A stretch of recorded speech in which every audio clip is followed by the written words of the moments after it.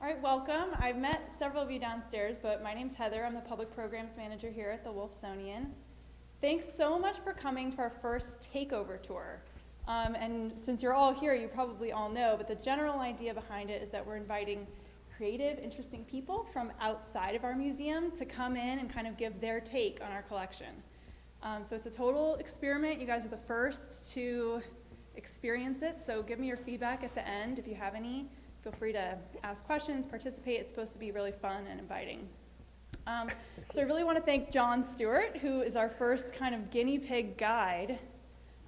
He is the Associate Dean at the FIU College of Architecture and the Arts, as well as the Executive Director at Miami Beach Urban Studios, as well as a visual artist, a practicing architect, the list goes on, and very gracious to try this out with us. And our own curator, Silvia Bercione. Am I saying that perfectly? Not so much? Okay. Who is kind of the partner in crime for this tour and is going to fact check us and add things along the way. So here we go. All right. Well, I guess I'll just thank you all for inviting me, indulging me in this kind of adventure, because really, obviously they were looking for somebody who could really speak to the objects, and they ended up getting getting me instead. So I'm just it's basically going to be free form. I'm going to try not to give a curated tour. It's going to try to be factual when Sylvia tells me the facts, but I'm really kind of looking at how to look, and I'm trying to do this like I'm coming into this museum fresh, and I don't know like what's going on. What do I look at? What do I see? And I'm hoping you guys will jump in and tell me like either I'm full of it, or you see it too, or did I miss that, or whatever else. The thing was these guys set this up really well. So they said you have to choose 3 objects. So come on up, and we made a time to come on up, and just so happened the only time I could come, it was my fault really, that was a Wednesday. So this place is dark. So believe all these things were chosen in the dark by the Braille method. So it's really just how they feel. The first thing we did when we walk out, we actually talked about this because it was the brightest thing, first thing that we saw. It has a great story, a cruise ship, who the guy was, who's the woman in the leash, and who is the little couple over there, what are the animals, why are they in the tropics. We decided too much, we couldn't really quite handle this, so we moved on from this moment. We also, we looked at a lot of stuff, but we'll go by the just misses, and you can kind of, they can be on your next tour. If you can do command performance for the next person and say, hey, I really want you to talk about these panels. But our first stop we have 3 official stops. The first one's going to be over here. In this corner. The painting is Van Veen. He's a muralist painter. There is not much of his work. There are still some murals left in Pittsburgh at the Federal Courthouse and in Brooklyn.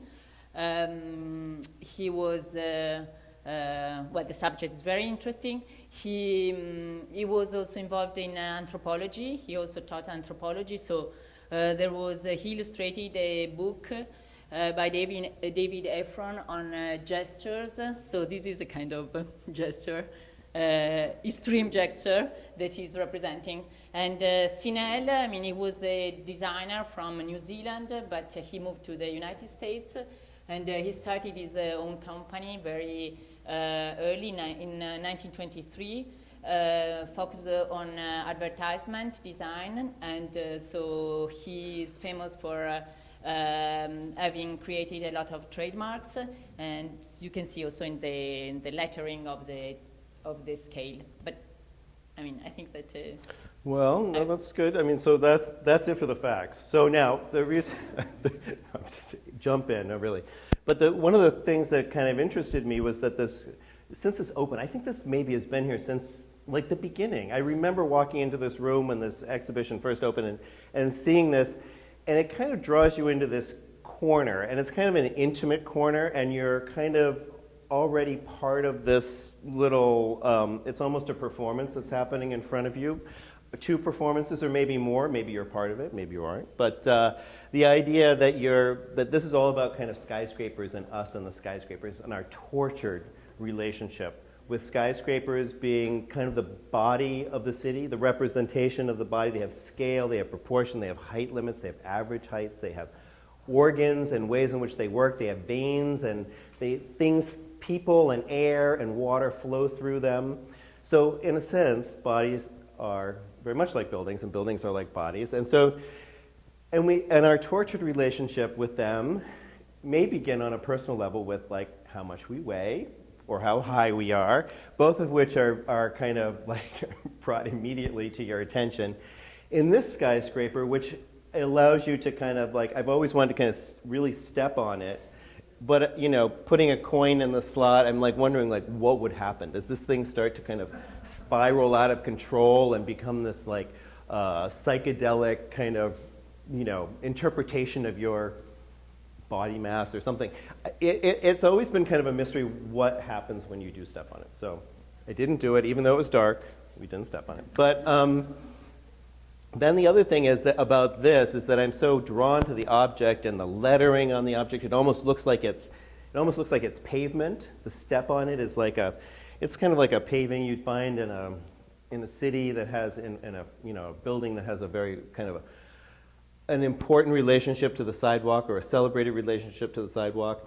And then you look at kind of this guy standing here, and his body is kind of framed. If this one is kind of telling you to stand here, like this is where you're supposed to be, where you'll be measured, he's kind of always kind of framed, the building's kind of grasping him as he's grasping it.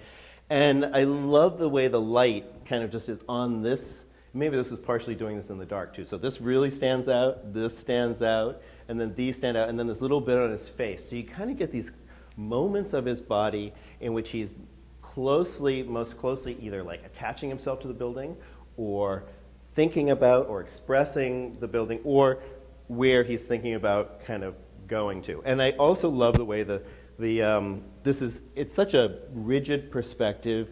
There's not a person on the street. It's like, if he fell there, would anybody know? Would anybody find him? What time of day is it? Is it like 2 in the morning, like those wee hours? You know, there's barely any lights on. The only other lights are on in the stairwells and things like this. But then you see the way, the curvy, kind of whimsical way in which the painting was signed.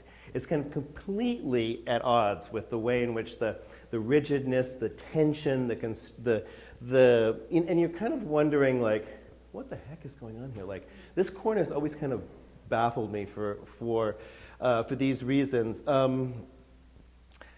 Also, so I love this corner because it brings you into this kind of psychological moment. And then this, obviously, this piece also here, we didn't really talk about it, but it's a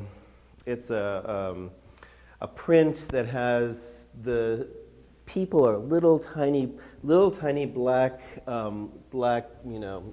figures in the base, and everything else is kind of warping and moving, and kind of the smoke is coming out. The buildings here seem to be curved and seem to be kind of, it's like the city is almost this hallucinogenic moment. So you put together the kind of the hallucinogenic city, which is, you know, the cars are just whirs of motion. They're kind of not really there. The people are just little abstractions and little black things.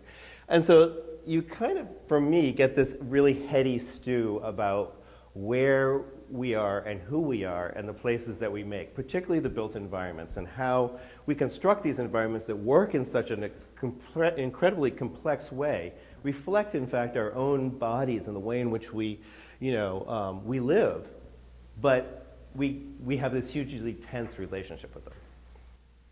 But I think one of the interesting things about having a museum that has things that work in it, as opposed to paintings like this, is that to understand this thoroughly, we have to see what it does. The same thing would be true for these or the next object that we'll go to. But so this is kind of one of the advantages and the disadvantages of having a design museum with objects in it that at one time performed. Because when they're not performing, are they still the same object?